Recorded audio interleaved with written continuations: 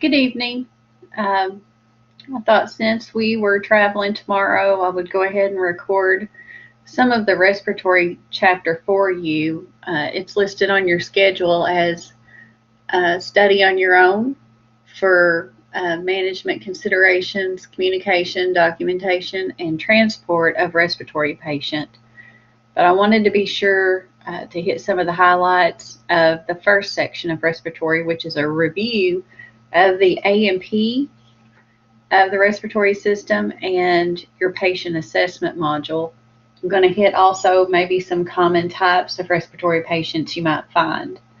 Obstructive lung patients, pneumonia patients, ARDS, pulmonary emboli, upper respiratory infections, spontaneous pneumo, and maybe some lung cancer. So we'll kind of see how it goes and play it by ear. First thing I want to cover is your A&P review. If you don't know by now the working parts of the respiratory system, you're past the deadline for learning that. A good EMT should know the working parts of the respiratory system. So just real quick here, we have it broken down into upper airway structures and lower airway structures. Upper airway includes your nasopharynx, your oropharynx, laryngopharynx, and larynx. Your lower airway structures are the trachea, bronchial tree, alveoli, and lungs. You inhale air through your nose or through your mouth. It goes down into the trachea and from there down to the bronchial trees. And in the alveoli is where gas exchange occurs. So any respiratory complication that causes a barrier between the capillaries and the alveoli sac is going to cause a ventilation perfusion mismatch, and your patient is going to be symptomatic. So air needs to be able to move freely in and out of the lungs, and air moving in and out of the lungs is called pulmonary respiration. That's pulmonary respiration. That's the movement of air in and out of the lungs. If you need a quick refresher on anatomy and physiology, you can refer back to chapter 15 in your Mosby text. So with pulmonary respiration, we have two things going on. We have gas exchange, and we have external respiration. We also have internal respiration. So external respiration is when oxygen and carbon dioxide move through the pulmonary capillaries. Internal respiration is the transfer of oxygen and carbon dioxide between the red blood cells in the capillaries and the tissue cells themselves. So after it's left the alveoli, capillaries, and it moves on to the tissue, in other words, to the extremities, that is internal respiration. That's respiration that goes on inside the body. So let's review. Because of pulmonary respiration, gas is going in and out of the lungs, we have external respiration, which is transfer of oxygen and carbon dioxide at the pulmonary capillary level. And then we have internal respiration, which is oxygen and carbon dioxide exchange at the tissue level. Okay? So a lot of things go into the ability for somebody to have pulmonary respiration. One of those things is going to be the chest wall. Everything has to work right. Your diaphragm, your ribs, your intercostal muscles, and your accessory muscles all have to be functioning appropriately for you to have pulmonary respiration. The other thing that needs to happen is the respiratory center in the brain needs to be functioning. So the medulla is the area of the brain that controls your respiratory center. You also have the phrenic nerve that lives in the diaphragm. You have spinal nerves that connect to intercostal muscles. And all of these things need to work together in order for you to have pulmonary respiration. Acid-base balance is something that is also important to talk about right here. Um, Let me skip on forward. We've already talked about the upper and lower airway here. When you breathe in, this is how your air moves. So gas exchange, acid-base balance. If you don't understand acid-base balance, or if you feel like you need a refresher, you can go back to chapter 11 in your Mosby text, and you're going to want to look probably page 225, and it'll help you remember acid-base balance. I've kind of got a little cheat sheet here on this slide, something you can remember. So normal pH, the normal acid-base level in your body should be between 7.35 and 7.45. Okay, so that is a normal range. Normal CO2 range would be between 35 and 45 millimeters of mercury. And a normal bicarb should be between 22 and 26. Okay? So again, if you need a little refresher on that, refer back to your pathophysiology chapter. Basically, what you need to know is the body makes acids through normal metabolism. You get two types of acids that are created there. You've got respiratory acids and non-respiratory acids. Non-respiratory acids are called metabolic acids. So one of the ways the body tries to bring itself back into balance, back into homeostasis, is through the respiratory rate. If our pH is too acidic, in other words, if it's less than 7.35, one of the things the body's going to do is probably increase urine, and then it's also going to increase the respiratory rate. So it's going to blow off some CO2, and by blowing off CO2 through the respiratory system, it's going to lower, on a secondary level, it's going to lower the metabolic pH. By lower, I mean bring it back to base. So it's going to actually increase the pH number, but it's going to lower the amount of acid, if that makes sense. So the body's main regulators of acid-base balance, like I said, are going to be the kidneys and the lungs. So the strength of an acid or a base will change 10 times with each unit of a pH. So with each unit, every time that pH number changes from 7.35 to, say, 7.25, the acid amount has increased by 10 in that situation.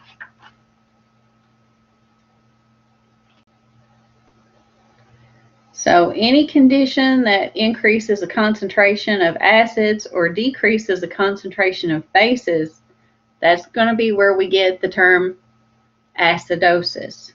Okay? Now the reverse of that, anything that increases bases and decreases acids is going to cause alkalosis. With regard to the respiratory system, respiratory acidosis is caused by retaining CO2. This is going to lead to an increase in the partial pressure of carbon dioxide, so that number would be greater than 45. That means your patient's usually going to have an increased respiratory rate to get rid of that carbon dioxide. So a decrease in respiration means you have increase in CO2 plus an increase in water plus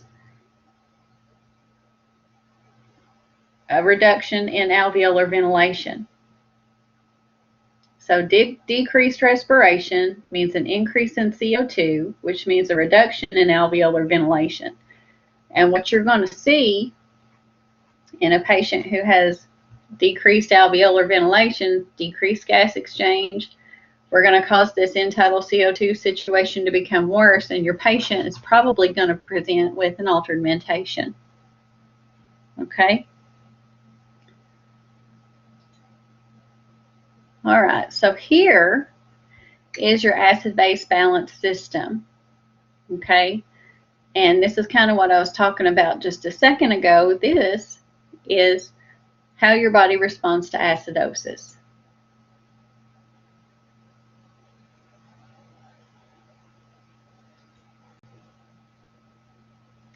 Now, something we need to talk about, and again, I would refer you back to your pathophysiology chapter.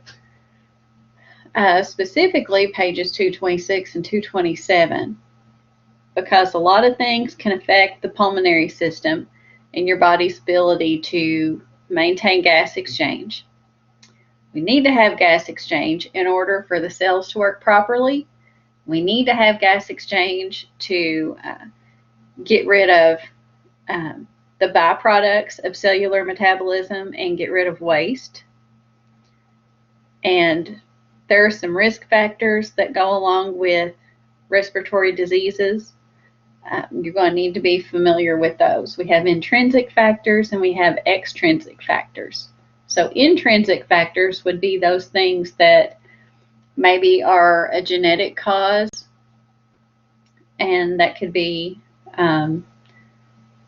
stressors, it can be cardiac disorders, it can be asthma, obstructive lung diseases, it can be cancer.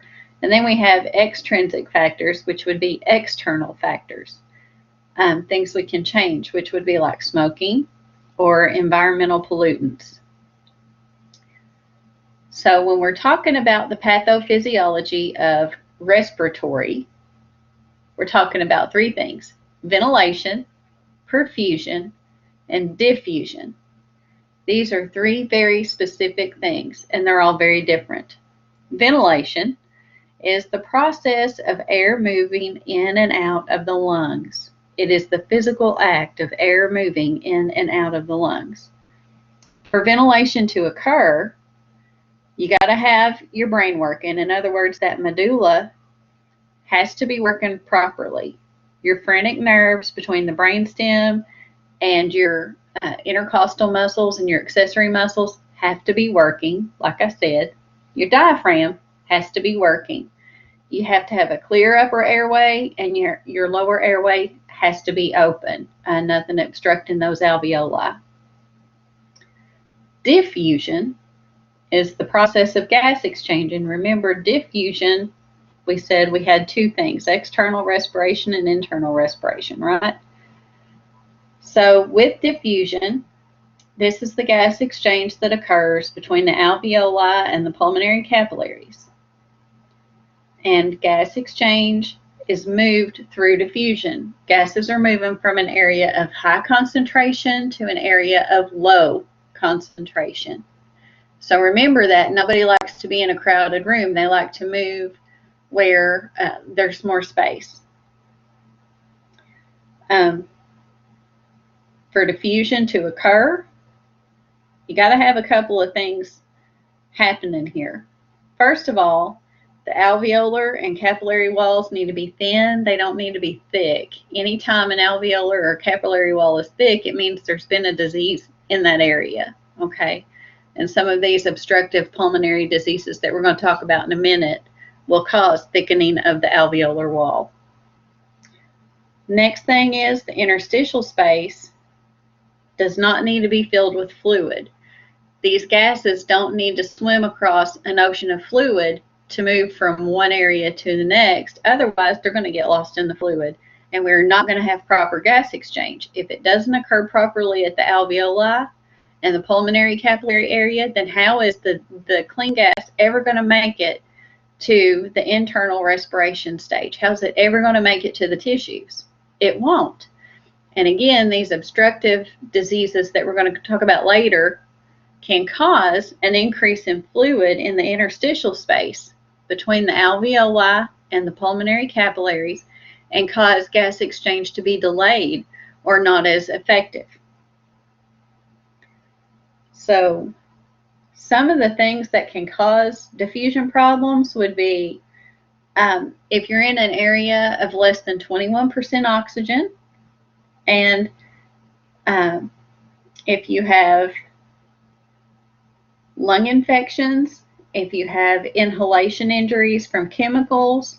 Give you a good example: a patient who huffs a lot of chemicals. They're going to cause little infection pockets, blebs, to occur, and these blebs are fluid-filled sacs. If we increase the fluid between the alveoli and the pulmonary capillaries, we don't have good gas exchange, right?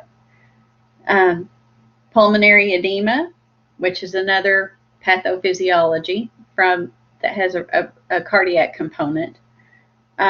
ARDS, acute respiratory distress syndrome, if we have a drowning patient or if we have a patient with Lou Gehrig's disease, ALS. One of the symptoms of ALS is increased fluid in the interstitial spaces, which decreases internal respiration. So that's diffusion. Ventilation is air moving in and out of the lungs. Diffusion is gas exchange at the alveolar pulmonary capillary level.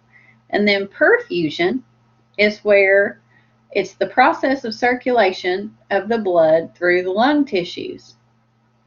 The process of circulation of the blood through the lung tissues.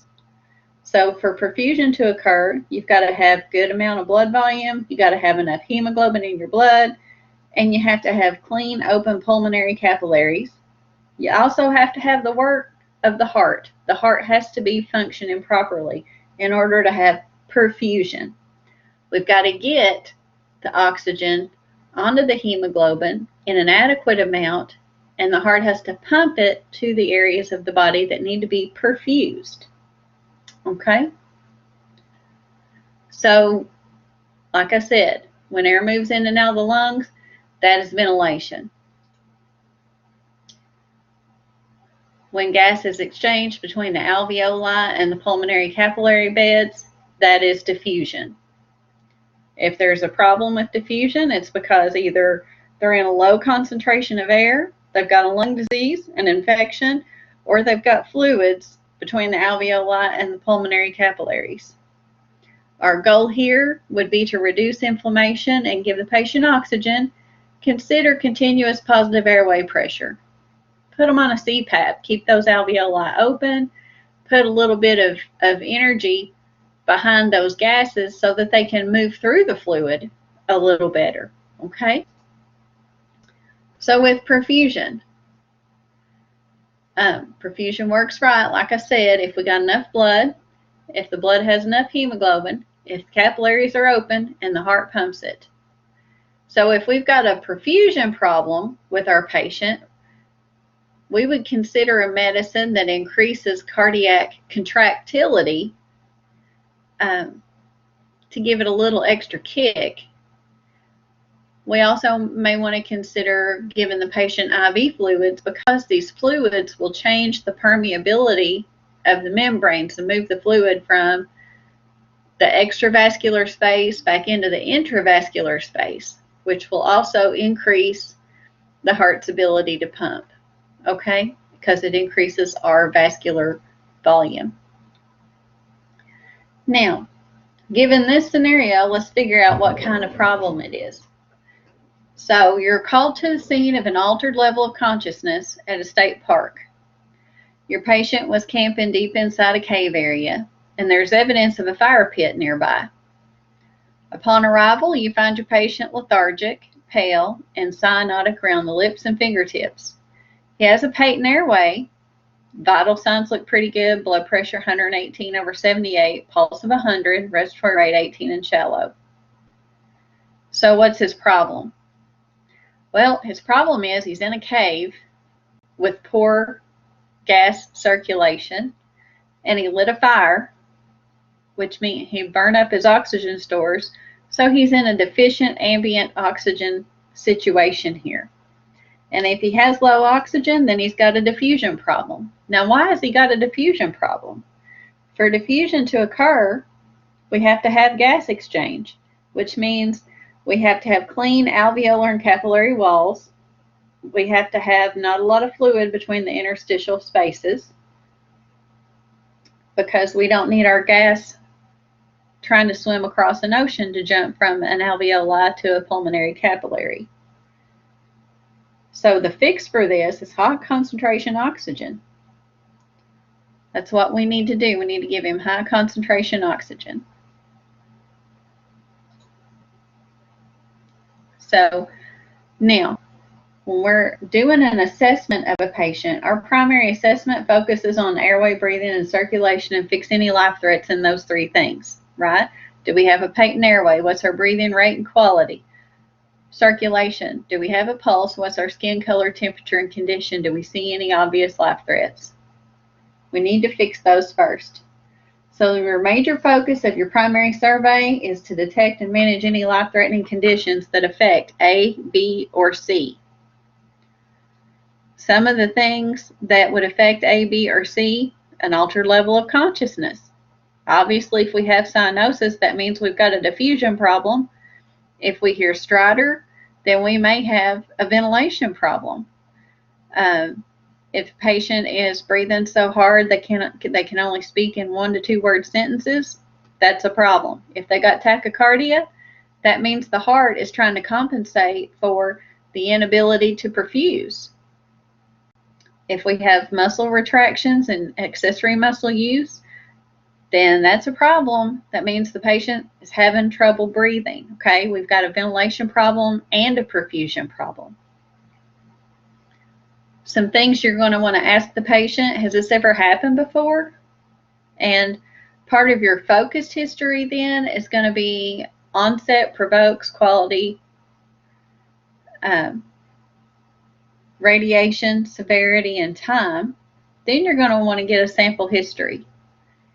If it is a severe respiratory problem, you need to ask your patient if they've ever been intubated before, and you need to educate them that this is a very real possibility.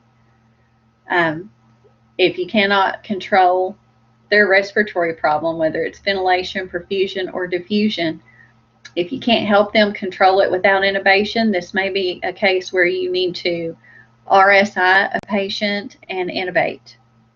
So this is a conversation that needs to occur. Now, during your secondary survey, you need to pay attention to the position of the patient, their mental status. How are they talking? Are they speaking in a full sentence, or is it 2 or 3 word sentences? What's their work of breathing, and what's their skin color? You need to get a set of vital signs during your secondary assessment. This is your pulse rate, your blood pressure, respiratory rate. Put them on a heart monitor. You need to do those things.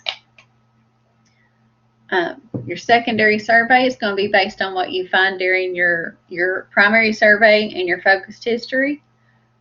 That gives you a general impression of your patient. My patient is sick or not sick. Tachycardia can mean hypoxemia. It means there's not enough oxygen to go around on the hemoglobin, so the heart's trying to circulate the hemoglobin a little extra. Bradycardia means they are into decompensation. CHF patients usually have hypertension medicines. And then you've got what we call phenotypes. So we have pink puffers and blue bloaters. Phenotypes are those things that describe a common patient presentation. So a pink puffer is a patient who would have emphysema. Typically, their lips will be pursed. Pursed breathing helps maintain pressure on the inhale and exhale. With a blue bloater, this is somebody who has chronic bronchitis. Okay? So with chronic bronchitis, what happens is it's an inflammatory problem. There's excessive mucus production, and some people even have an increase in the number and size of glands in their lungs that produce mucus. Okay, so patients who have chronic bronchitis have a low oxygen pressure because of changes in the ventilation and perfusion relationship. Because of this situation right here, they have excess mucus production. That's why we call those patients blue bloaters. It's because they're bloated from fluid retention and they're hypoxic, so they have a typically blue color. The fact that they are always hypoventilating leads to an increase in CO2 levels. Okay, and this is where we say a patient is working off of CO2 drive. Okay, patients with chronic bronchitis usually keep a respiratory tract infection, and because There's always an infection. They lose elasticity in their lungs because every infection causes scarring in the lung tissue. So when there's scarring in the lung tissue, that means that it can't expand and contract the way it normally would, which means they have less ventilation capability. So that is what we call a blue bloater. Now going back up to the pink puffer, that's a patient who would have emphysema. And this again is a pathological change in the lung. What happens is you have an enlargement of air spaces at the end of the bronchioles, and then you have collapse of the alveoli. And we know when we have collapse of alveoli, we have less ability for the body to exchange gases, which means they're holding on to CO2. They also have a loss of elasticity, which means they're air trapping. It means they need longer to exhale than inhale. And this is where you would notice longer exhaled or work of exhale in your patient.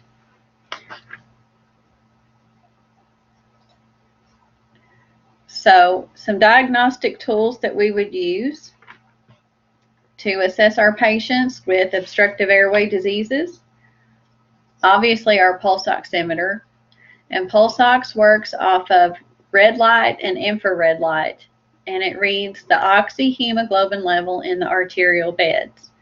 So oxyhemoglobin level means that every hemoglobin molecule is carrying 4 oxygen molecules, and a pulse oximeter will tell you the percentage of hemoglobin that's carrying oxygen. Capnography is a graphical representation of the CO2 in the lungs. It's non-invasive, which means it doesn't go inside the body. And when it's used in conjunction with pulse ox and EKG, it can also tell you about ventilation, circulation, and cellular metabolism. So the way it works is it measures either on a nasal cannula or an ET tube, and it shows you the air that's exhaled from the lungs. Okay, so that's what it's showing you. The waveform will help you detect any rebreathing, and it'll help you determine if the patient has an obstructive lung disease, a pulmonary embolism, if there's a ventilation perfusion mismatch, because if that's the case, like with atelectasis, which is collapse of the alveoli, there are things you can do to help the patient. So all of those things that I just named are going to show an increase in CO2 concentration. A waveform that plateaus late in the expiration phase can indicate heart failure, COPD, or a pulmonary embolus. So if you have forgotten about your end-tidal CO2 readings and your capnography readings, I'll encourage you to go back to chapter 15, the airway chapter, and look at that and refresh on it. The RAD57 is something that a couple of years ago that was the new buzzword, and that is something that some of the fire departments are starting to carry, and I think it's a pretty cool little tool myself. Besides reading the carbon dioxide and the oxygen level, it reads other things as well. So you may, if you don't know what the RAD57 is, you're probably going to want to look that up. Peak flow meters are not a good measurement tool for kids or for respiratory distress patients. So what a peak flow meter does, it measures your expiratory flow rate. Okay, it's how fast you can exhale air. A lot of times, people who have chronic asthma will have a flow meter, and sometimes it's used to measure how severe an asthma attack can be.